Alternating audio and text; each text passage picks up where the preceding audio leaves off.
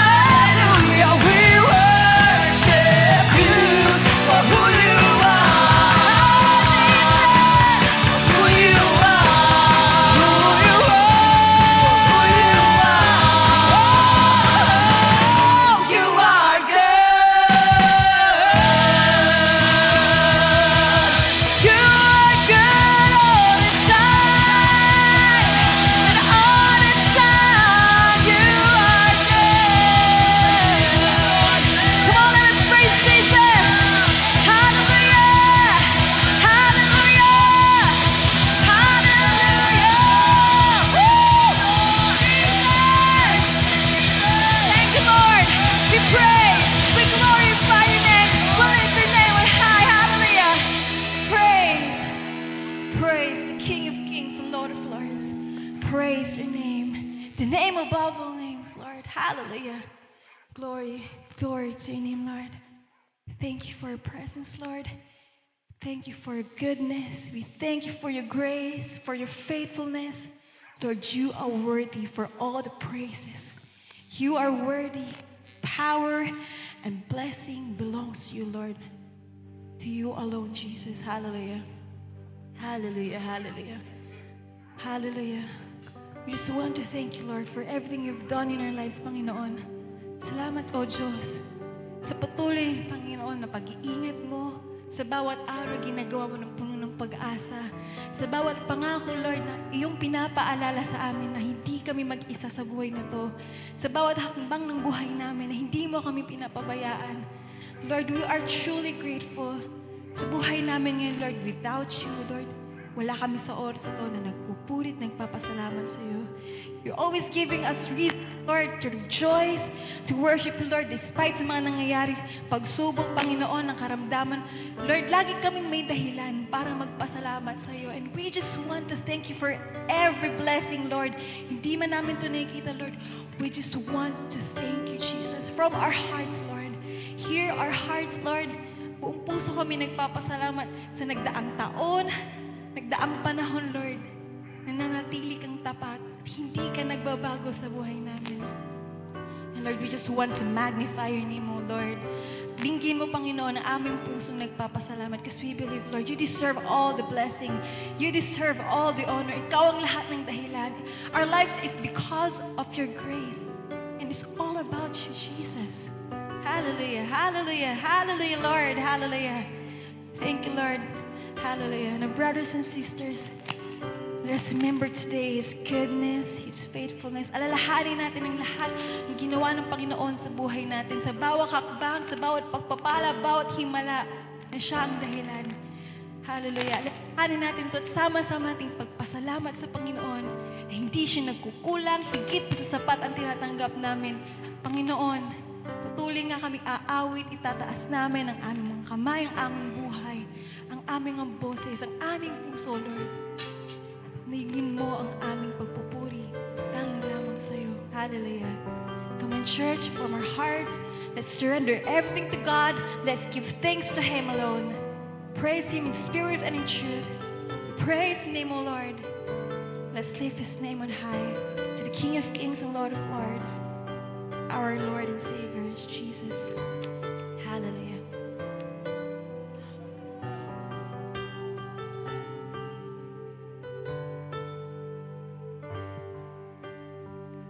I love you, Lord, for your mercy never fails me, and all my days I've been held in your hands. From the moment that I wake up until I lay my head, and I will sing of the goodness of God. And all my life you have been faithful, and all my life you have been so good. With every breath that I am able, and I will sing of the goodness of God.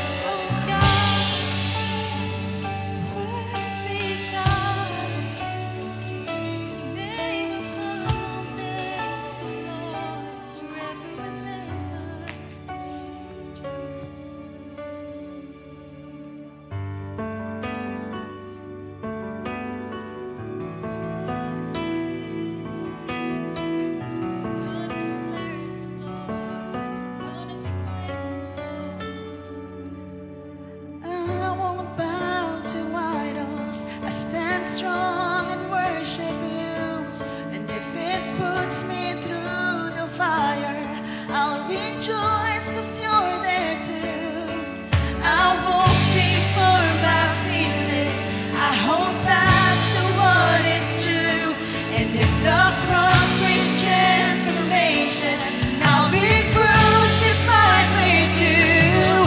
'Cause death is just a doorway into resurrection life. And if I join you in suffering, then I join you when you rise.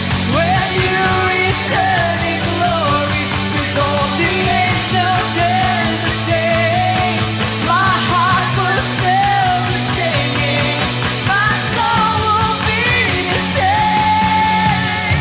Oh, Christ be magnified, let His praise arise. Christ be magnified in me. Oh, Christ be magnified from the altar of my life. Christ be magnified in me. Oh, let's sing. Oh, Christ be magnified, let His praise arise. Christ be magnified in me.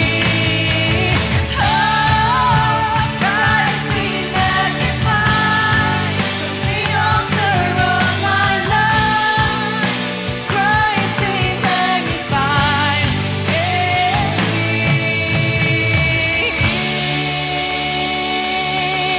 Hallelujah. Lord to Jesus. Praise. Hallelujah. Thank you, Lord. Thank you, Jesus. Hallelujah. At tayo po ay dadako na sa pinakamahalagang parte po ng ating gawain. Ang pakikinig po ng mga salita ng Panginoon. Atin pong ihanda ang ating puso at isipan sa pakikinig. Sa gabi pong ito, tayo po ay may topic na The Woman Caught in Adultery. At ito po ay pangungunahan ng ating pong kapatid na si Brother Bobby Lopez. Muli po, sa Panginoon po ang pinakamataas na papuri at pasasalamat.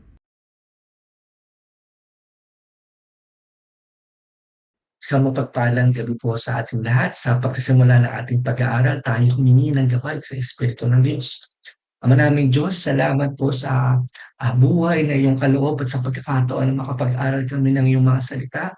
Ang dalangin namin ng Espiritu mong tunay na tagapagturo, ang siyang mamagitan at magpaliwanag sa amin ng mga bagay na gusto mong iaral, mga mensahe na gusto mong ipaunawa, upang maipamuhay namin ang iyong mga inaaral. Sa pangalan ni Kristo Jesus, hinihiling namin ang lahat ng ito, ang aming kinikilalang Panginoon at tagapagligtas. Amen. Ang ating pong paksa sa araw na ito, ang pagpapatawad ni Jesus sa babaeng nahuli sa pakikiapid. At ang talata po ay kukuhanin natin mula po sa Kabanata 8 ng Aklat ni Juan, talata 1 hanggang 11. No? Ang pakikiapid po ay isang kasalanan na hindi na bago, no, sa marami sa atin. Sa aking pagpapalagay ay marami. No? Marami yung ating isa ito sa mga usaping panlipunan, ano? Seryosong usaping panlipunan na nagdadala ng pagkasira, ano po, ng maraming pamilya, no? Sumisira ng mga relasyon, at hindi lamang ng relasyon kundi ng pagkatao ng isang individual. At tingnan po natin kung paano ang pakikipagtagpo o ang pagkakatagpo ng isang babae sa Panginoong Yesus, no, ay babago doon sa kanyang buhay batay sa kwento na ating pagbubulay-bulayan.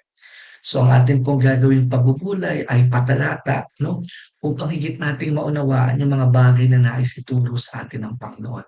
Simulan po natin yung pag-aaral mula po doon sa Kabanata 8 ng Juan, talata 1 hanggang 2. At ganito po ang ating mababasa. Umakyat si Jesus sa bundok ng mga Oliba. Kinaumagahan, bumalik siya sa templo. Nagtitipon-tipon sa kanya ang mga tao at siya'y naupo upang turuan sila. No? Nagsimula po yung kwento sa isang sagradong tagpo. Sagradong tagpo sapagkat pagkatapos ng Panginoong Hesus na umakyat sa bundok, siya ay nagtungo sa templo.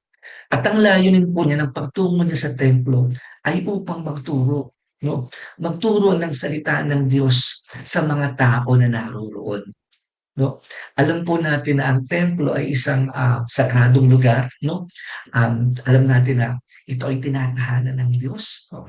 Bagamat sinasabi din ng Biblia na hindi tumatahan ang Diyos sa likha ng tao, pero, dun kasi sa templo nagtitipon yung 2 o 3 sa pangalan ng Panginoong Hesus. May pangako siya na, siya ay, papagitan sa pagtitipon na iyon, no? Dahil tinitingnan sa maraming kultura na sagrado ang templo at ito ay nakatuon para sa debosyon sa Diyos, makikita natin na mula sa pagiging sagrado magkakaroon ng isang gagawa ng eksena. Darating po yung mga Pariseo, no, at, um, meron silang dala-dala, no, yung isang babae na nahuli sa akto ng pakikiapid. Pero ang maliwanag po muna, ano, sa talatang ito ay naroon ang Panginoon sa templo, no, at abalang-abala sa pagtuturo sa mga tao.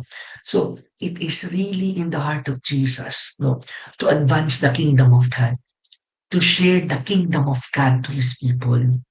Whenever the word of God is being preached, the kingdom of God is being advanced. So, it is in preaching the gospel, sa pangangaral po ng salita ng Diyos, no? Doon po naisusulong ang kaharian ng Diyos. Sapagkat ang salita ng Diyos ang nagtuturo, no, kung nasaan ang kaharian ng Diyos. At ang totoo nga po, ang sabi ng salita ng Diyos, ang totoo ay nagsisimula na ang paghahari ng Diyos sa puso ng bawat nananalig sa Kanya. So, ang paninalalig o pananampalataya, sabi po sa Roma 10:17, ay nagsisimula sa pakikinig ng salita at walang mangangaral. At ang sabi po, ang pananampalataya nagsisimula sa pakikinig, no? At walang makakapakinig kung walang mangangaral tungkol kay Kristo. So very important para ma-develop yung pananampalataya, no? At para ma-advance yung kingdom of God, no, ang ipinapangaral ay tungkol kay Kristo. At sa pagkakataon pong ito, ang Panginoong Hesukristo, no, siya mismo ang nagtuturo sa mga tao nagsalita hanggang sa dumating nga po yung mga Pariseo. At tingnan po natin kung ano yung nangyari. Nagsimula po ang pag-aakusa. Ang sabi po mula po doon sa talata 3-5 ng Kabanata 8 pa din ng Juan, dumating naman ang mga tagapagturo ng kautusan at mga Pariseo. So, makikita po natin dito na mayroong 2 tagapagturo. Nung una, ang Panginoong Hesus na inabutan nila na nagtuturo na sa templo, at pangalawa ay yung mga tagapagturo ng kautusan at mga Pariseo. Nakasama ang isang babaeng nahuli sa pakikiapid. So, caught in the act, no? Itinayo nila ito sa harap ng lahat at sinabi kay Jesus, "Guro, nahuli namin ang babaeng ito sa akto ng pakikiapid. Ayon sa kautusan, iniuutos ni Moises na dapat batuhin ang mga babaeng katulad nito. Ano naman ang masasabi mo?" No? Ito pong pagkilos na ito na ipinakita po ng mga tagapagturo ng kautusan at ng mga Pariseo ay hindi upang humanap ng katarungan, no? Hindi rin po ito upang ituwid, no, tulungang maituwid yung isang taong nagkamali sa makatuwid, hindi hustisya ang kanilang hanap. Ginamit po nila ang pagkakataon na ito upang ilagay sa bitan ang Panginoong Hesus. So in other words, no, hindi nila ginagawa ito dahil itinataboy nila ang pagiging matuwid, no? Hindi dahil laban sila sa maling pamumuhay ng babaeng ito, kundi ginagamit nila ang pagkakataong ito upang ilagay sa hindi magandang kalalagayan ang Panginoon. Kung bakit po natin sinasabi ito ay kasi parang Jesus will be torn, no? Dun sa dalawang course of actions na neither of the two will bring anything good to him. Halimbawa po, kung ang magiging solusyon ng Panginoong Hesus ay ipabato yung babae hanggang sa mamatay, no? Lalabagin niya na yung kautusan ng mga Romano. na dapat, 'no, ang tanging lamang magpapasya, 'no, at magpaparusa, 'no, ay ang ang pamahalaang pangasiwa ng imperyo ng Roma, 'no. Pangalawa, lalabag din ito sa kanyang katuruan patungkol dun sa biyaya at habag. Kung hindi naman niya iuutos na batuhin ang babae na nahuli sa akto ng pangangalunya, lumalabas naman na lumalabag siya sa kautusan ni Moises. So, alin man sa dalawa ay hindi magdadala ng anumang mabuting bagay sa kanya. Nasabi din natin na isang akto ito ng pagkukunwari, 'no, sa kaso po ng mga Pariseo at mga tagapagturo ng kautusan sapagkat ang totoo ay nilabag din nila mismo ang kautusan sapagkat ang dinala lamang nila ay ang babae. Gayong dapat ay kasama din nila 'no, na dinala ang lalaki upang batuhin hanggang sa mamatay. 'No? Pero maliwanag na hindi nga po itong intensyon nila maituwid yung mga pagkakamali, kundi magamit lamang ang pagkakataong ito, 'no, upang mailagay sa alanganin ng Panginoon. So, nakatingin uli sila sa kanilang sarili, nakatingin sila sa kanilang pansariling kapakinabangan sapagkat unti-unti na naggo-grow yung dami ng mga tao na kumikilala sa Panginoong Hesus 'no, bilang tagapagturo 'no, and parang napupunta sila doon sa, um, hindi kumbaga parang dati silang nasa spotlight pero unti-unti parang nawawala yung spotlight sa kanila and they are looking for ways para nila ang Panginoong Hesus and eventually mabitag nila. And inakala nila na ang pagkakataong ito ay magagamit nila 'no, upang ilagay sa balag ng alanganin ng Panginoon. Pero tingnan po natin yung mga kasunod na pangyayari. May kakaibang ginawa ang Panginoon bilang pagtugon 'no, kasi tinanong siya kung, "At guro, ano po ang dapat gawin sa babaeng ito?" Sumagot siya sa verse 6 ng kaparehong talata at libro pa rin. Nagtatanong sila upang mahuli siya sa kanyang pananalita at magkaroon sila ng dahilan para isakdal siya.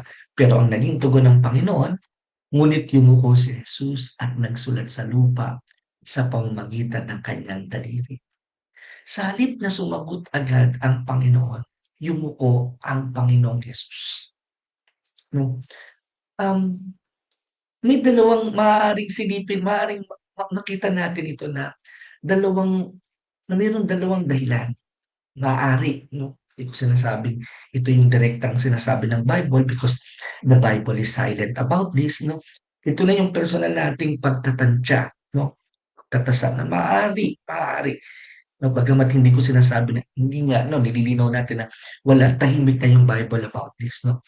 Na maaaring nagbigay ito ng pagpapaliban muna and at the same time 'no, pagpapaliban na nauwi sa papalamig sa tensyon kasi mainit na mainit ang mga tao 'no. Kumbaga parang they are asking for an immediate response coming from the Lord 'no, ah, para once and for all 'no, ma-convict na itong si Jesus. Pero isang bagay po na gustong ituro din sa atin ng Panginoon 'no, sa pagkakataong ito sa akin at sa ating lahat.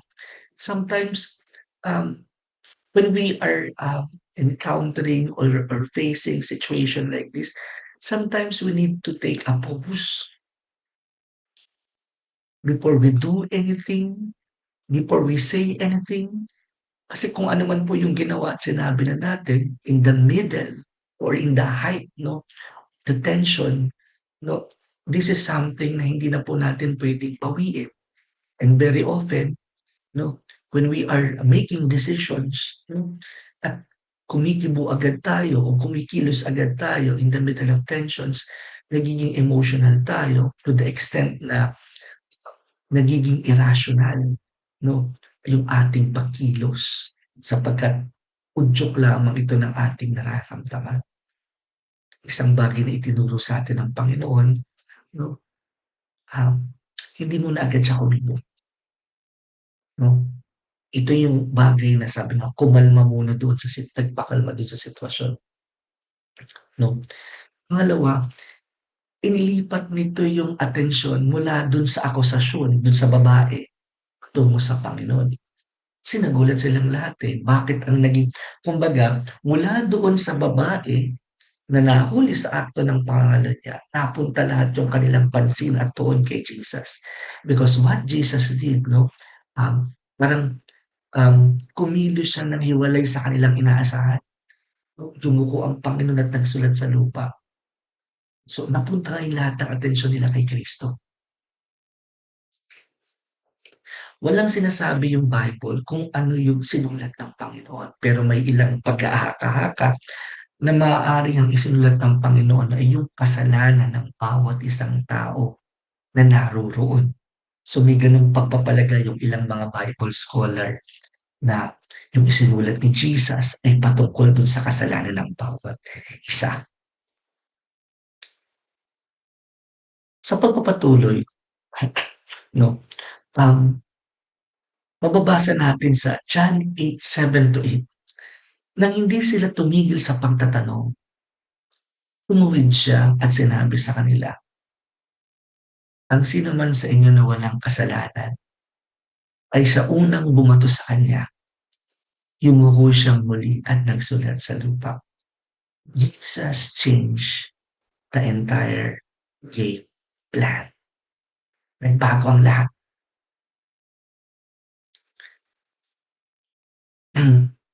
Sa halip na ang pag-usapan ay yung kautusan,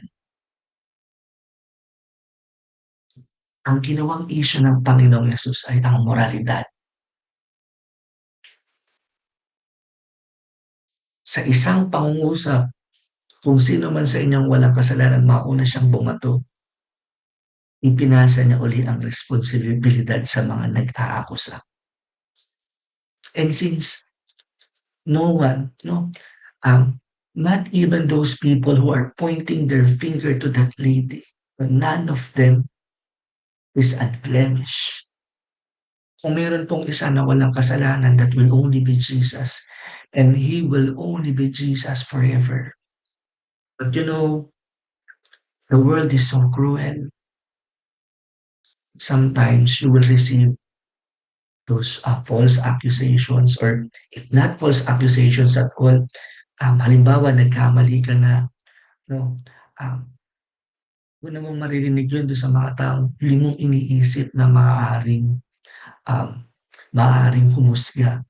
Alam niyo po yung siguro isa sa mga pinakamasakit na bagay kapag ikaw ay lubog na o ikaw ay lugmok na, nakita mo na yung pagkakamali.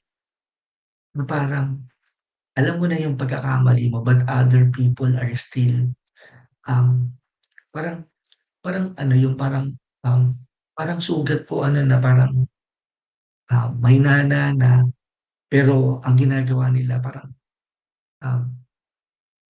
dinududot pa yung sugat mo. Kaya lalong kaya yung kaya napakasakit, lalo nung nagpapasakit ng pakiramdam. Alam niyo po isa dun sa mahalagang bagay na puwede nating matutunan mula dun sa kuwentong ito, na hindi po yung panghusga yung kailangan ng mga taong gumon sa pagkakasala. Hindi po yung kailangan nila ay makita na kayo ay righteous, sila ay, naglulubalob sa pagkakasala, no?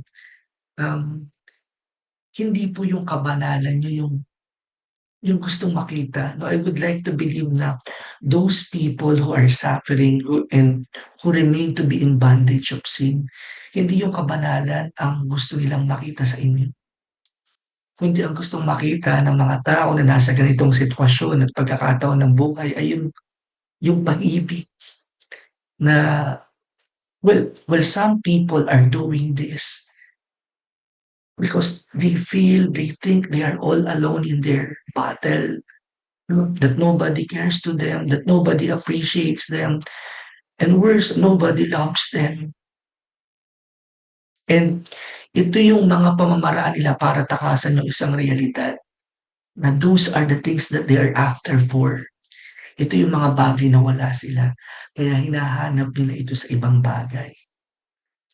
And instead of seeing it from us, no, ang tayo yung ano, kumbaga po parang katulad po ng mga tao dito, yung simbahan ang nagtutulak sa kanila papalayo.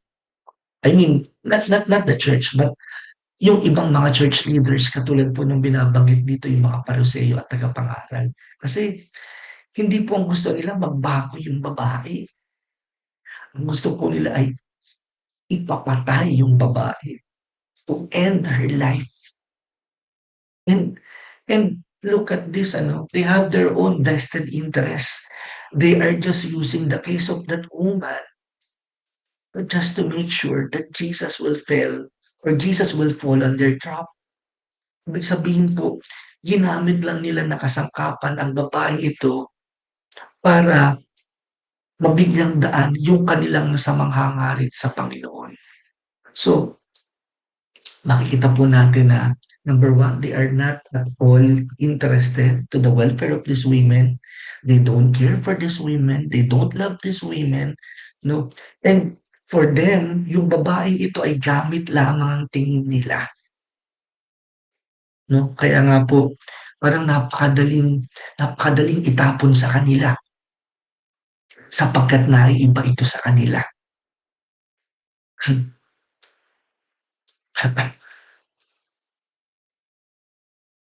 But the good news is, after Jesus saying those words, John 8:9, nang marinig nila ito, nagsimula silang mag-alisan isa-isa, mula sa matatanda hanggang sa mga bata, hanggang sa si Jesus na lang ang natira kasama ang babae. Ang sabi po, mula po doon sa kwento, katapos sabihin niyo ng Panginoong Yesus, nag-alisan silang lahat. And what does it suggest? Tulad po ng sinasabi, hindi kakamali ang Biblia. Romans 3 verse 23. Ang lahat ay nagkasala at walang sino mang karapat-dapat sa paningin ng Diyos. And the mere fact na lahat po ng mga tao na naroon ay nag-alisan at ang babae at ang Panginoong Hesus na lamang naiwan. There is admission without saying a word that all of them, just like all of us, guilty of sins. We have committed sins against God. And the good news is, when everybody else leaves,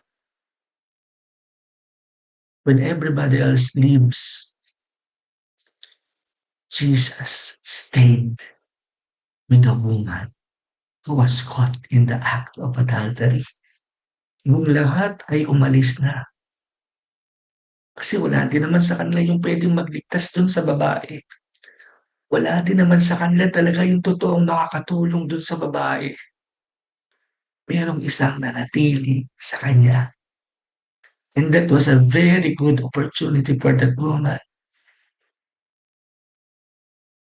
He finally encountered his Savior. She finally encountered his Savior. She finally met Jesus. Tulad mo, tulad ko, nakatagpo niya ang Panginoon. At ano po yung sabi? Sa John chapter 8, 10 to 11, tumawid si Jesus at sinabi sa kanya, babae, nasaan sila? Wala ba ni isa man sa kanila ang humatol sa iyo? Wala po, Panginoon, tugon niya. Sinabi ni Jesus, hindi rin kita hatulan. Umayo ka at mula ngayon ay huwag ka nang magkasala pa. Actually,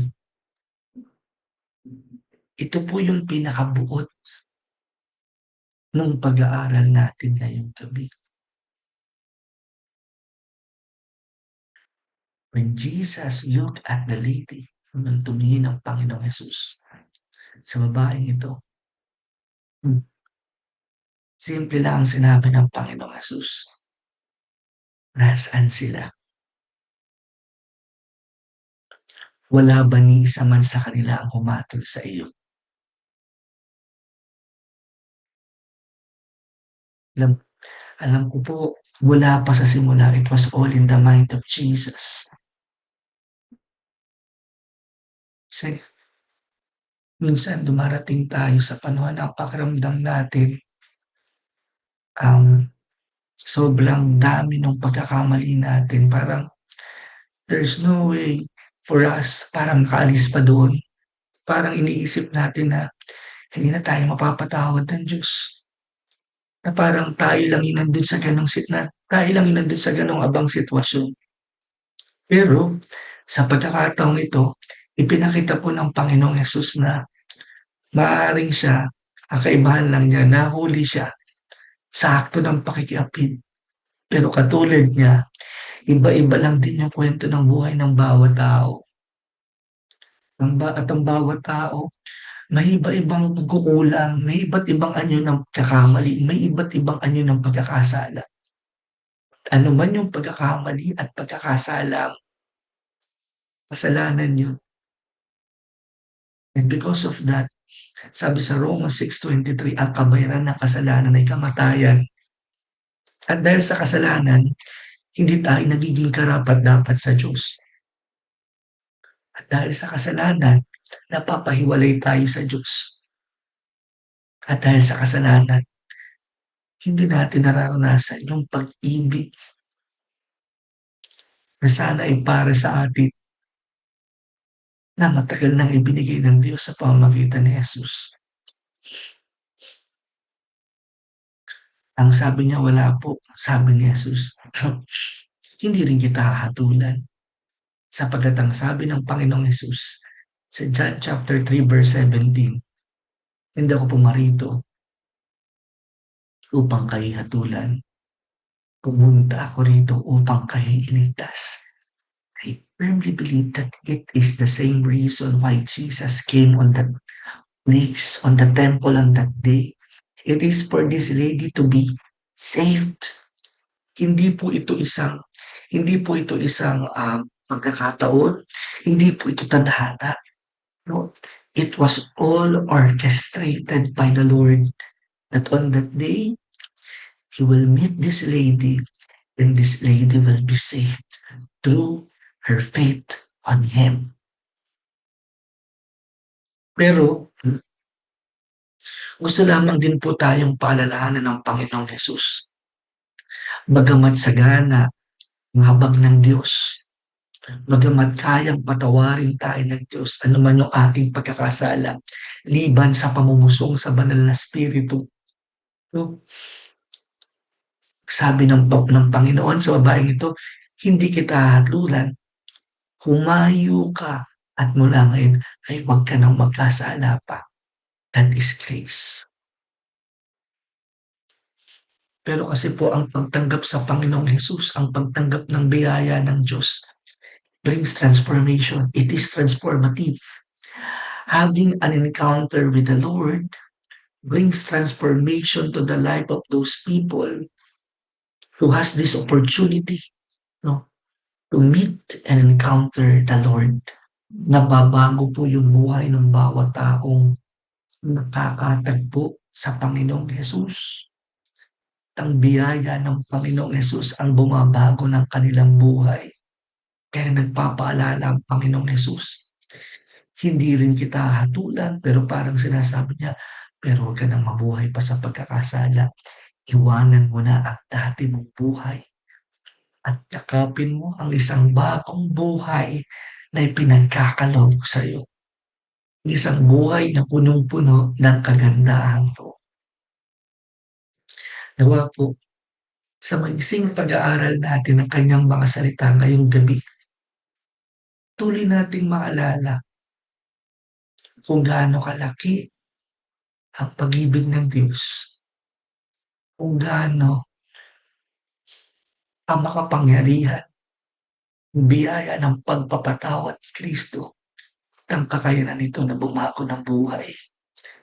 Na if we are being rejected by people, the Lord said in His Word, I will never turn my back to those people who are approaching me. Hindi ko tatalikuran. Hindi ko itataboy ang sino mang lumalapit. sa akin. Ama naming Diyos, nagpapasalamat kami sa gabing ito sa biyaya ng kaligtasan na kaloob sa amin ng anak mo. Ang aming dalangin, Ama, sa lahat po ng inaabot ng salitang ito, Panginoon, na dumaraan sa mahigpit na pagsubok, na dumadaan, Panginoon, sa kalituhan, sa mga pagkakasala, Panginoon. Ama, ipaalala mo po ang kapangyarihan ng iyong biyaya, ang iyong kapangyarihan na magpatawad. Hindi lamang ang magpatawad, kundi ang pumako ng buhay. Turuan mo kaming umasa sa iyong mga gawa sa krus at hindi sa aming mga gawa. At tulungan mo kami, Panginoon, na isuko namin ang buong buhay namin sa iyo at ipagtiwala namin ang buhay namin sa mga plano mo. Hindi man namin lagi ito naiintindihan. Sa iyo po namin itinataas ang lahat ng ito. Ikaw magpala sa aming mga mahal sa buhay. Ikaw magpala sa aming kabuhayan. Ikaw magpala sa aming iglesia at sa mga tagapangasiwa. At ikaw po ang magpala sa buhay pananampalataya namin. Dinadalangin namin ang banal ng ito sa pangalan ni Hesukristo, ang aming kinikilala, Panginoon at tagapagligtas. Amen. Tunay nga pong nakaka-bless ang makinig po sa mga salita ng ating Panginoon. At sa gabay at tulong po ng ating Panginoon, nawa po ang ganitong mga gawain ay maipagpatuloy po. Kaya po marapat po na ating suportahan ang mga gawain po ng ating community. Every Wednesday po ang Midweek Fellowship from 6 to 8 p.m. Every Saturday po ang Youth Fellowship from 5 to 6:30 p.m. And ang Sunday Fellowship po, 2 sessions, AM session from 9 to 11 a.m. And ang PM session po is from 2 to 4 p.m. Kaya po, sa ating pong community, ang pastor natin, mahal natin. Ang pamilya po natin, ang lingkod, mahal natin. At ang tema po ng taon, ako ay para kay Kristo, kasama ng lingkod na hahayo. Muli po, isang mapagpalang gabi po sa bawat isa and God bless us.